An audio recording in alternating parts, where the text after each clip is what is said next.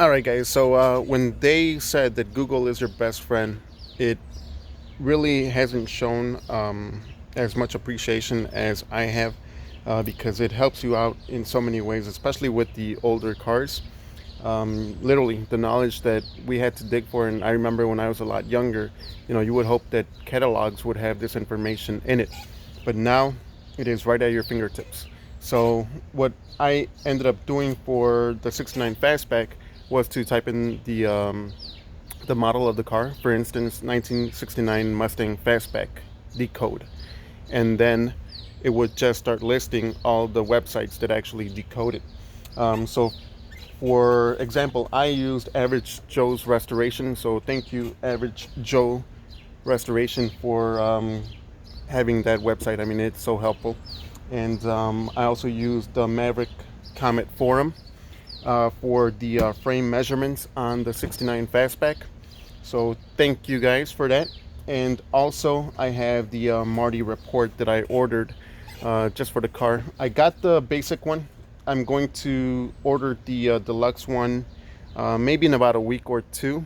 I just wanted to see what the actual car came with, and then now I want to see what it is statistically. So theoretically, or I shouldn't say theoretically, but supposedly there were about 5,935 fastbacks with a deluxe interior for 1969, which makes it a little bit more rarer than a Mach 1, which had over 70,000 units produced. So I'm going to take a quick shot of the Marty auto report, and I did block out the last six of the sequential numbers, so you guys aren't questioning what the black mark is.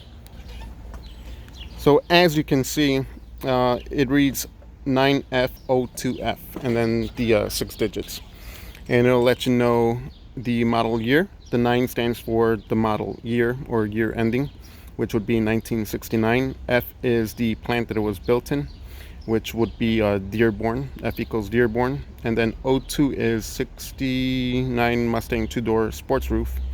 And then F is the 302 V8 engine that we pulled out. So it's kind of cool, when you start noticing the stuff that, even though the car is missing a lot of stuff, but what it does have on it. So as we go down the line on it, it'll have a 63B code, which means Mustang Decor two-door sport roof. And then 6 equals your paint code, which is Acapulco blue. And then 5W, which is a white knit vinyl deluxe bucket seats. 23L, back then they used L or the alphabet for the month, and 23 would be the date. So November 23rd, 1968, and the ordering office was Chicago. So this car was basically sold in Chicago. And then it'll give you your rear axle code, which is a 3, which is a 2.79. Conventional means it's open, or in other words, it doesn't have a posse, or it isn't a locker. W is a C4 automatic transmission. So one of the reliable transmissions for Mustang. That's pretty much when they got into the C6, and the FMX, I believe, started in 70. I may be wrong, but to my knowledge, FMX, well, maybe it was 69, because my buddy's Mach 1 had an FMX. And then you can start seeing the options that were ordered with the car. So this car originally came with an electric clock, and I know how a lot of people that are viewing it now are like, wait a minute, all these cars, or all cars nowadays, should come with this stuff. But back then, different story. You paid for your options. And then it had 7.35 by 14 inch 4 tires, ply rated white wall sidewall tires, a console, power steering, power front disc brakes, air conditioner, AM radio, interior decor group, tinted glass complete. So on the windows back then, they were either very clear or they had like a bluish green type of tint to them, and that's what this one came with factory. Heavy duty battery, I believe, because of the AC and the power steering. And then wheel covers. So as you see on the bottom, it'll tell you when the actual build date was, or when it was actually done being built.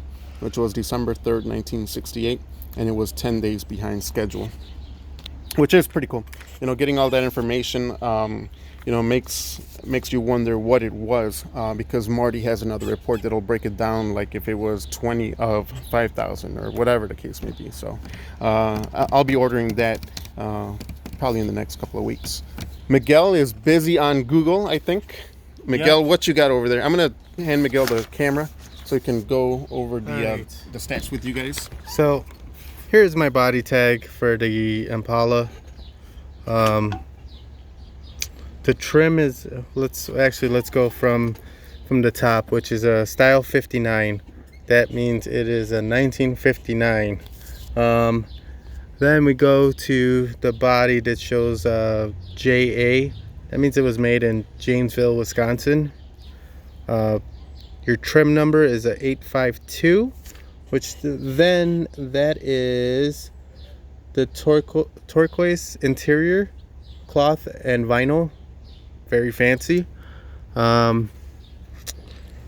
This car did come with a bench seat. They didn't have buckets back then. The paint code is a 963, which is according to, I don't know if I'm pronouncing it right, Ditzer code is Suncrest white with a crown sapphire poly. Because of the D, right? Yeah, the D indicates that it is a two-tone paint. The CP, which that's where I'm getting a lot of mixed information. Believe it stands for a padded dash. I'm not sure. The dash in the car is not for it, but if you look at the car real quick, it looks like the paint does show where it's faded to white and the rest of the blue. So assuming that all this information is correct. So Miguel, real quickly, and when you're pointing back at your car, right? Yes. Could you explain where they would,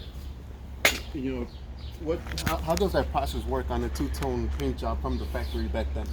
So I am assuming, and just by going on what I see painted, is that they painted the top of the car first, right here, and then the inside of it, the fin, and where the trim would go. And then as they were getting it done, they taped it off and then painted the blue. That's what I think. You see a lot of white even on the bottom of the truck. Yes. Right? Yeah, there's a lot of white, and this car is a V8. If you look at the VIN, it does show that it is a V8, and it costed $2,107, which is a bargain. So in 1959, you could have a 59 two-door sports coupe with two-tone paint and turquoise interior with the V8 with vinyl and cloth. Vinyl and cloth, yes, vinyl and cloth for $2704. I'm gonna pass this back to Leo. Thanks. So I think one of the coolest things about the older cars is pretty much the digging of information. We always get a mixed bag around information. I mean, some websites will say something and then another one will say something completely different. So I mean, as an owner of 3 old cars, make sure you do your research, because some websites, they may have it wrong, some may be right, but then just check your sources as well. And if you don't feel confident with that answer, go to people that are knowledgeable about these cars and ask them, because some of them will give you a totally different answer that you never even expected, and then you're like, wow, that's crazy. So what I'm going to do is kind of go into detail on the frame chart and show you what exactly it is, what the measurements are, and ultimately what we're going to do with it. All right. So as you can see, and this I got from Maverick Comet forums, so thank you guys for posting this. It's pretty much going to be the layout of your frame of the Mustang. So the Mustang, being a unit body construction, means that everything is welded together and everything relies on each other for support. So on here, you'll notice that these are your front frame rails, and those are going to be these beautiful creatures over here that are rusted out. right over here. So that's going to give you a measurement, and it'll let you know where the placement on the car is going to be. And the way that that they're set up, it makes it pretty easy. So on your datum line, which means a solid flat line that you can use as a reference point for every measurement that is being taken. So if you notice, they'll give you what the datum line, or let's just call it floor level, but make sure your floor is even, is 12 3/4 high. So ultimately you would measure 12 3/4 inch high before you start setting your rail, and then so on and so on where you go backwards. It'll also tell you your different measuring points that you would need to get your car square. So if you look at the front, you have your fender aprons, which will give you a measurement for your subframe connector. And this guy is going to tell you exactly, it should be the same measurement for both sides as you measure around. And ultimately you just want to get your car square. So as you notice, this one goes from your back frame rail, or where your leaf spring bolts onto your cross member. And back then the tolerances were a little bit more lenient. I mean, I think it was 0.025 of an inch back then, and now you're talking about maybe hundred thousandths of an inch. So ultimately, guys, if you're gonna be working on a frame, make sure you pull up your frame diagram, because it's always good to use if you don't know what a measurement should be. And then you can always backtrack and correct something if someone already had worked on the car and corrected.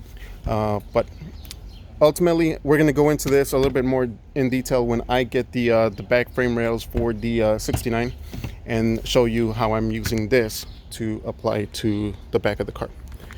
Miguel, what else do you got for us? I got nothing. You got nothing? I got nothing. All right, man. So thank you, guys. I know a little bit of the boring side of it, but it is kind of cool to see what your car came with, and see what equipment it came with, because it'll just make you either very hyped about your car, where you're like, oh man, now I gotta find this part, or now I gotta buy this pulley. It's always cool to know. But that's all I got for you guys today. I know one of those like talking videos, but it is so hot. These last couple of days have been extremely hot, and just even wrenching on the concrete or even feeling the metal, it really sucks. But that's all we got for you guys today. Hopefully we see you guys tomorrow. Take it easy.